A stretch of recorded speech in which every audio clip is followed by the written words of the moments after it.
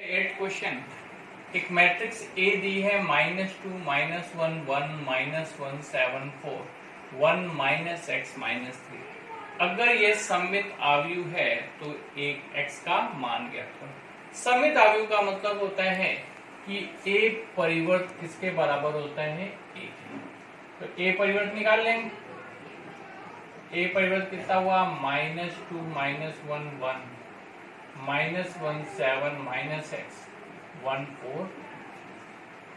a परिवर्त को a के बराबर किया तो -2 -1 1 -1 7 -x 1 4 equal to a -2 -1 1 -1 7 4 1 -x equal to 4। x की वैल्यू कितनी आ गई, -4। नेक्स्ट क्वेश्चन है, एक मैट्रिक्स B है Bij, जहां Bij कितना है, I × j। ये मैट्रिक्स मुझे कितने बाय कितने की बनानी, 3/3 की। तो B क्या हो गया, B11 B12 B13 B21 B22 B23 B31 B32 B32। I B1 J B1 तो मल्टीप्लिकेशन कितना होगा, 1 और 2 तो मल्टीप्लिकेशन 2 3 2 4 6 3 6 9। इस तरह से ये मैट्रिक्स B हमारी बन गई। नेक्स्ट है A मैट्रिक्स 2 3 -4 -1 2 3। B मैट्रिक्स है -1 2 3 4 -5 -6। हमें निकालना है A + B परिवर्त। तो A तो ऐसे ही रखा 2 3 -4 -1 2 3। B परिवर्त यानी B को परिवर्त करके लिखना है तो -1 3 -5 2 4 -6। पंक्तियों को स्तंभों में और स्तंभों को पंक्तियों में। 2 + -1 1 3 3 6 -9 +1 6 और -3। इस तरह से हमारा आ गया A + B परिवर्त। नेक्स्ट है, मैट्रिक्स को सममित और विषम सममित मैट्रिक्स के योगफल के रूप में व्यक्त करो। उदाहरण मानते हैं A मैट्रिक्स दी है 3 2 1 4। इसको सममित और विषम सममित के योगफल के रूप में व्यक्त करना है। इसमें दो चीजें मानते हैं, पहले P मानते हैं। P होता है हाफ A + A परिवर्त और Q होता है हाफ A - A परिवर्त। पहले P और Q दोनों निकालते हैं और उसका योग कर देते हैं।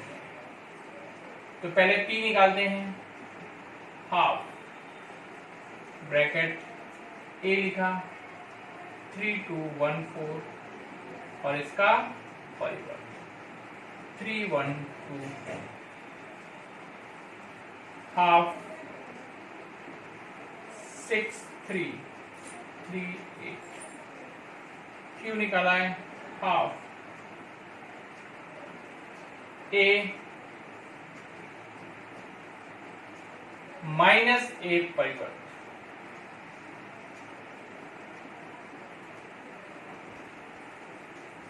कितना आएगा, 0 2 में से 1 गया 1 1 में से 2 गया -1 4 में से 4 गया 0।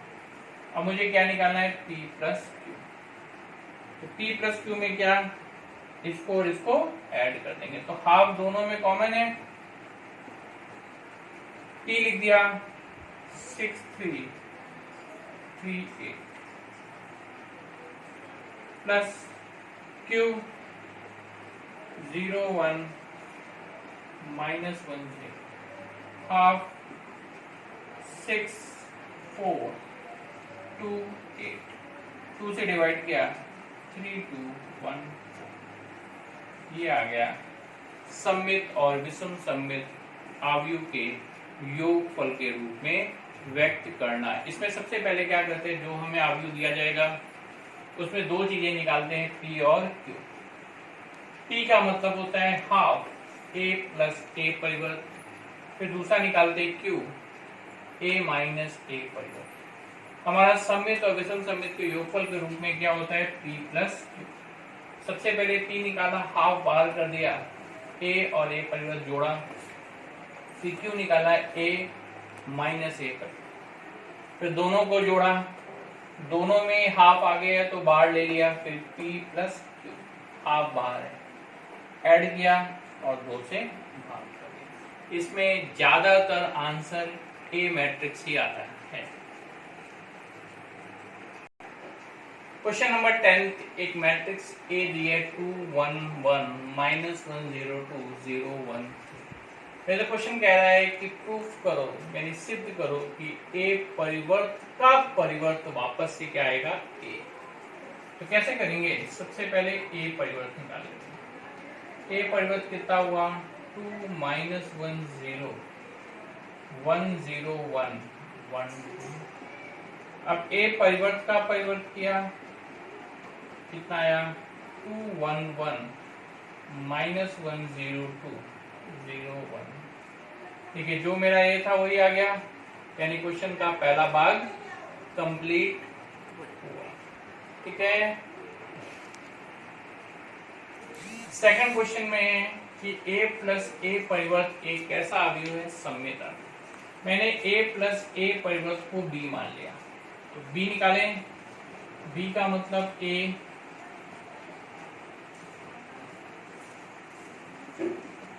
प्लस ए परिवर्त,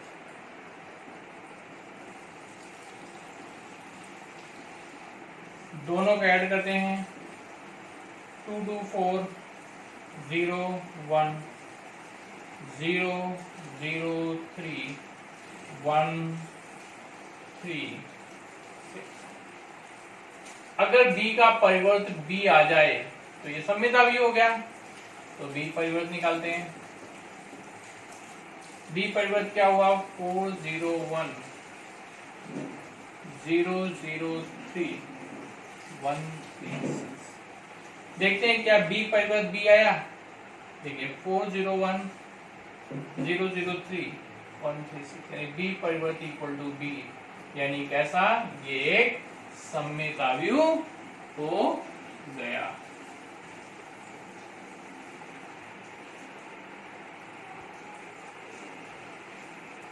थर्ड पार्ट में a माइनस ए परिवर्त मुझे कैसा दिखाना है, विषम सममित। ये आपको खुद करना है।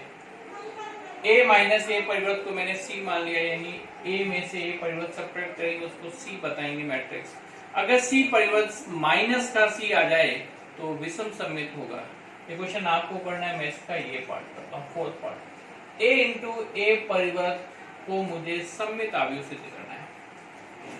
a इंटू ए परिवर्त को मैंने माना d, d क्या है, 2 1 1 -1 0 2 0 1 इंटू परिवर्त 2 1 -1 0 1 0 1 1 2।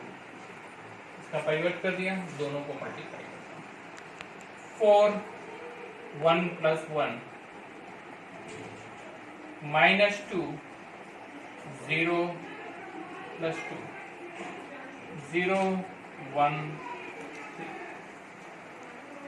-2 0 2 1 0 4 0 0 6 0 1 3 0 0 6 0 1 9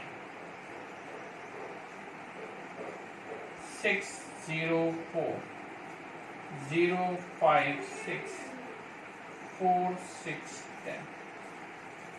डी का परिवर्त करते हैं, कितना आया, 6 0 4 0 5 6 4 6 10। ठीक है, 6 0 4 0 5 6 और 4 6 10, यानी डी परिवर्त बराबर डी।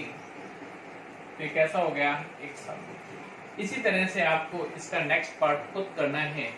ए परिवर्त इंटू ए एक सममित अवयव आएगा, ये आपको सिद्ध करना